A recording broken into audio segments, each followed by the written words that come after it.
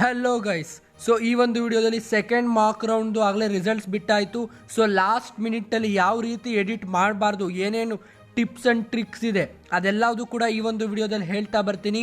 ಯಾವ ರೀತಿ ನೀವು ಎಡಿಟಿಂಗ್ ಟ್ರಿಕ್ಸ್ನ ಯೂಸ್ ಮಾಡಿ ಡಿಸೈರ್ಡ್ ಸೀಟ್ನ ತೊಗೊಬೋದು, ಏನೂ ಸೀಟ್ ಅಲಾಟ್ ಆಗಿಲ್ಲ ಅಂದರೆ ಅವಾಗ ಏನು ಮಾಡಬೇಕು, ಯಾವ ರೀತಿ SNQ ಕೋಟಾ ವರ್ಕ್ ಆಗುತ್ತೆ, ತಮಗೆ ಬೇಕಂದರೆ ಏನು ಮಾಡಬೇಕು, ಜೊತೆಗೆ ಸಿಕ್ಕಿರೋ ಸೀಟನ್ನೇ ಉಳಿಸ್ಕೊಬೇಕಂದ್ರೆ ಫಸ್ಟ್ ರೌಂಡಲ್ಲಿ ಮತ್ತು ಸೆಕೆಂಡ್ ರೌಂಡಲ್ಲಿ ಏನು ಮಾಡಬೇಕು, ಇದೆಲ್ಲದು ಕೂಡ ಈ ಒಂದು ವಿಡಿಯೋದಲ್ಲಿ ಹೇಳ್ತೀನಿ. ಕೊನೆ ತನಕ ನೋಡಿ, ಓಕೆನಾ. So very first point, how to get desired seat. Very first important point ಏನಪ್ಪ ಅಂತಂದರೆ, ನೀವು ಸೆಕೆಂಡ್ ಮಾರ್ಕಿನ್ ಕಟ್ ಆಫ್ ಏನಿದೆ ಅದನ್ನೇ ರೆಫರ್ ಮಾಡಬೇಕು. ದಯವಿಟ್ಟು ಯಾವುದೇ ಕಾರಣಕ್ಕೂ ಕೂಡ ಫಸ್ಟ್ ಮಾರ್ಕ್ ರೌಂಡ್ದು ಆಗಲಿ, ಲಾಸ್ಟ್ ಇಯರ್ದು ಸೆಕೆಂಡ್ ಎಕ್ಸ್ಟೆಂಡೆಡ್ ರೌಂಡ್ದು ಅದೆಲ್ಲ ರೆಫರ್ ಮಾಡೋಕ್ಕೆ ಹೋಗಬೇಡಿ. ಏನೇ ರೆಫರ್ ಮಾಡೋಂಗಿದ್ರು second mark cut off refer ಮಾಡಿ. ಇದಿಲ್ಲ ಅಂದರೆ ಲಾಸ್ಟ್ ಇಯರ್ದು ಫಸ್ಟ್ ರೌಂಡ್ ರೆಫರ್ ಮಾಡಿ ಅಷ್ಟೇ, ಓಕೆನಾ. Last year first round extended round ಆಗಲಿ, ಲಾಸ್ಟ್ ಇಯರ್ ಸೆಕೆಂಡ್ ರೌಂಡ್ನ ರೆಫರ್ ಮಾಡೋಕ್ಕೆ ಹೋಗಬೇಡಿ, ಓಕೆನಾ. ಯಾಕಪ್ಪ ಅಂತಂದರೆ ಈ ಸತಿ ಸೆಕೆಂಡ್ ಮಾರ್ಕ್ ಕಟ್ ಆಫ್ ಏನಿದೆ ಇದು ಬಂದಾದಮೇಲೆ ಜಾಸ್ತಿ ಜನ ಎಡಿಟ್ ಮಾಡೋದಕ್ಕೆ ಹೋಗೋದಿಲ್ಲ, ಎಷ್ಟೊಂದು ಜನ ಹೆದರ್ಕೊಂತಾರೆ. ಸೊ ಹಾಗಾಗಿ ಈ ಸೆಕೆಂಡ್ ಮಾರ್ಕ್ ಕಟ್ ಆಫ್ ಏನಿರುತ್ತೆ 90% ಸಿಮಿಲರ್ ಇರುತ್ತೆ ಅಷ್ಟು ಫಸ್ಟ್ ರೌಂಡಲ್ಲಿ ಏನು ಬರುತ್ತೆ ಅದಕ್ಕೆ 90% ಈ ರಿಸಲ್ಟ್ ಸಿಮಿಲರ್ ಇರುತ್ತೆ. ಸೊ ಹಾಗಾಗಿ ಇದನ್ನು ನೀವು ಉಪಯೋಗಿಸ್ಕೊಂಡು ನಿಮಗೆ ಯಾವ್ದು ಕಾಲೇಜ್ ಹಾಕಬಾರ್ದು ಅನ್ನೋದನ್ನು ನೋಡ್ಕೊಳ್ಳಿ, ಓಕೆನಾ. ನಾನು ಇದೇ ಕಟ್ ಆಫಿಂದು ಟಾಪ್ 50 ಇಂಜಿನಿಯರಿಂಗ್ ಕಾಲೇಜಸ್ಸು, ಟಾಪ್ 20 ಕೂಡ ಮಾಡಿದ್ದೀನಿ. ಆ ವಿಡಿಯೋ ಕೂಡ ನೋಡಿದ್ದೀರಾ ಅಂತ ಅಂದ್ಕೊಂಡಿದ್ದೀನಿ. ನೋಡಿಲ್ಲ ಅಂದರೆ ದಯವಿಟ್ಟು ನೋಡಿ, ಓಕೆನಾ. ಸೊ ಬಿವೇರ್, ಏನಪ್ಪ ಹುಷಾರಾಗಿರಬೇಕು ಅಂದರೆ ಫಸ್ಟ್ ರೌಂಡ್ಗಿಂತ ಅಂದರೆ ರಿಯಲ್ ಅಲಾಟ್ಮೆಂಟ್ಗಿಂತ ಮುಂಚೆ ಲಾಸ್ಟ್ ಟೈಮ್ ಇದು ನೀವು ಆಪ್ಷನ್ ಎಡಿಟ್ ಮಾಡೋದಕ್ಕೆ ನಿಮ್ಗೆ ಅಲೋ ಮಾಡೋದು. ನೆಕ್ಸ್ಟು ಸೆಕೆಂಡ್ ರೌಂಡಿಗೆ ಬರ್ಬೇಕಾದ್ರೆ ಜಸ್ಟ್ ನೀವು ಮೇಲೆ ಕೆಳಗಡೆ ಮಾಡ್ಬೋದು, ಓಕೆನಾ. ಆವಾಗ ನಿಮಗೆ ಆ್ಯಡ್ ಅಥವಾ ರಿಮೂವ್ ಮಾಡೋದಕ್ಕೆ ಕೊಡೋದಿಲ್ಲ. ಸೊ ಹಾಗಾಗಿ this is the last time to actually edit option. So ಹಾಗಾಗಿ ಹುಷಾರಾಗಿ ಮಾಡಿ, ಏನೂ ತಪ್ಪು ಮಾಡೋಕ್ಕೆ ಹೋಗಬೇಡಿ, ಓಕೆನಾ. ಎರಡೆರಡು ಸತಿ ಯೋಚನೆ ಮಾಡಿ ಯಾವುದೇ ಮಾಡೋಂಗಿದ್ರು, ಓಕೆ. ಸೊ ಯಾವ ಟೈಮಲ್ಲಿ ನೀವು ಆಪ್ಷನ್ಸ್ ಎಡಿಟ್ ಮಾಡಬಾರ್ದು ಅಂತಂದರೆ ಯಾವ ಕೇಸು ಅಂತ ನಾನು ಹೇಳ್ತೀನಿ, ಓಕೆನಾ. ಅಕಸ್ಮಾತ್ ತಮಗೇನಾದ್ರು ಡಿಸೈರ್ಡ್ ಸೀಟ್ ನನಗಿದು ಬೇಕಾಗಿತ್ತಪ್ಪ ಅದೇ ಸಿಕ್ತು ಅಂದ್ಕೊಳ್ಳಿ, ಜೊತೆಗೆ ಅದೊಂದೇ ಅಲ್ಲ ಅದ್ರ ಮೇಲ್ಗಡೆ ಇರೋ ಎಲ್ಲ ಆಪ್ಷನ್ಸು ಬೆಟರ್ ಇತ್ತು ಅಂದರೆ ಆವಾಗ ನೀವು ಏನು ಎಡಿಟ್ ಮಾಡೋಕ್ಕೆ ಹೋಗಬೇಡಿ, ಓಕೆನಾ. ಎಕ್ಸಾಂಪಲ್ನೊಂದಿಗೆ ಹೇಳ್ತೀನಿ ನೋಡಿ. ಅಕಸ್ಮಾತ್ ತಮಗೆ 4th ಆಪ್ಷನ್ ಅಲಾಟ್ ಆಯಿತು ಅಂದ್ಕೊಳ್ಳಿ, ಇವಾಗ 4th ತಮಗೆ ಇಷ್ಟ ಇದೆ, ಓಕೆನಾ.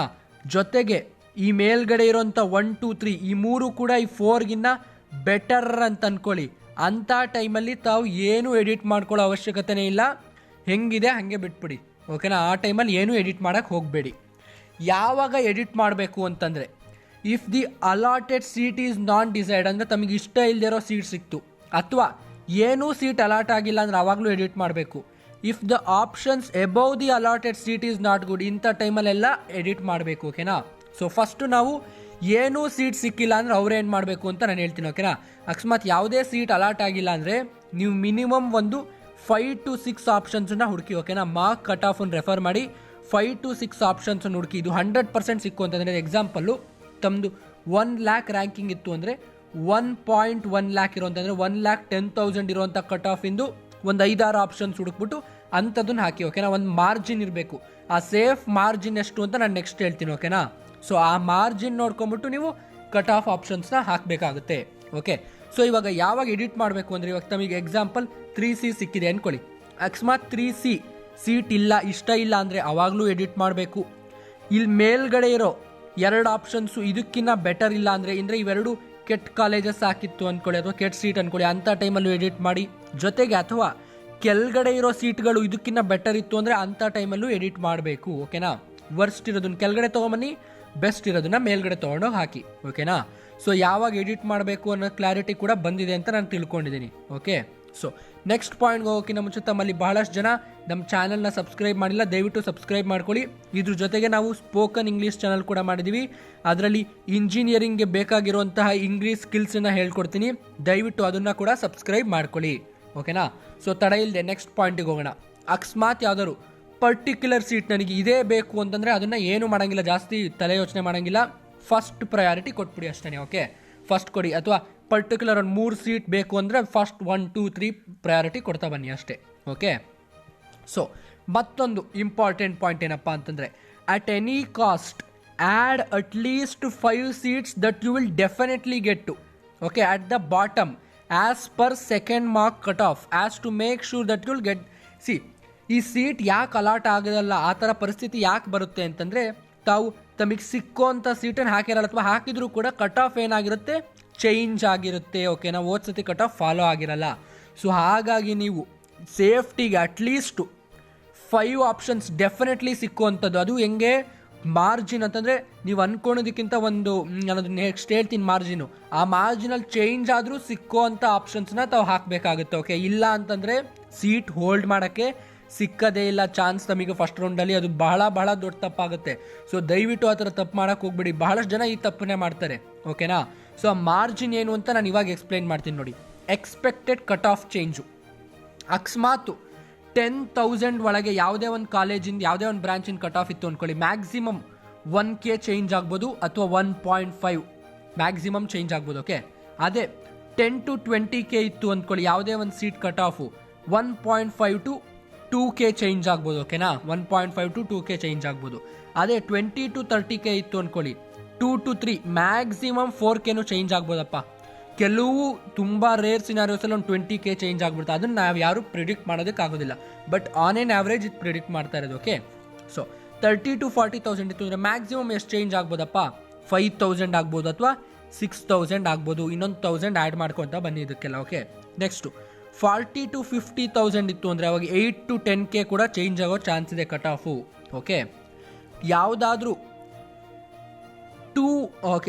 ಅಬೌಟ್ 50K to 1 lakh ಇತ್ತು ಅಂದರೆ 15 to 20,000 ಆಗ್ಬೋದು ಚೇಂಜು. ಓಕೆನಾ, ಅದೇ ಎಬೋವ್ ಅಪ್ ಟು 2 lakh ಇತ್ತು ಅಂದರೆ 20 to 30K, ಇಲ್ಲಿ 50ನೂ ಚೇಂಜ್ ಆಗ್ಬೋದು. ಓಕೆ, ಇಲ್ಲಿ ಅದೇ 2 lakh ಅಂಡ್ ಎಬೋವ್ ಇತ್ತು ಅಂದರೆ 70Kನೂ ಚೇಂಜ್ ಆಗಬಹುದು ಕಟ್ ಆಫು. ಓಕೆನಾ, ಸೊ ಇದನ್ನ ನೋಡ್ಕೊಂಡು ತಾವು ಹೆಂಗೆ ಹಾಕಬೇಕು ಅಂತಂದರೆ, ಎಕ್ಸಾಂಪಲ್ಲು ಒಂದು ಸಿಂಪಲ್ ಎಕ್ಸಾಂಪಲ್ ಕೊಡ್ತೀನಿ ನೋಡ್ರಪ್ಪ.